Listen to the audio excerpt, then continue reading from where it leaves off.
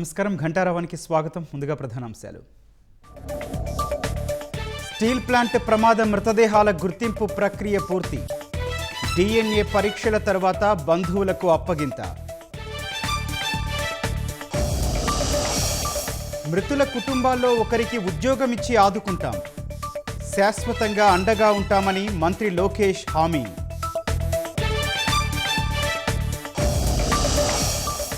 Drainage నిర్మాణంలో జనసాంద్రత ప్రాంతాలకే తొలి ప్రాధాన్యం. మున్సిపల్ కమిషనర్లకు మంత్రి నారాయణ సూచనలు.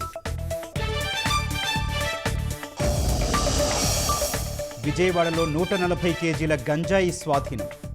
ఒడిషా నుంచి చెన్నై తరలిస్తుండగా పట్టుకున్న ఈగల్ టీం.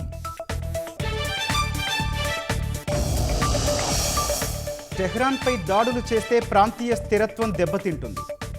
ఇరాన్తో ఒప్పందానికి చేరువలో ఉన్నామన్న ట్రంప్.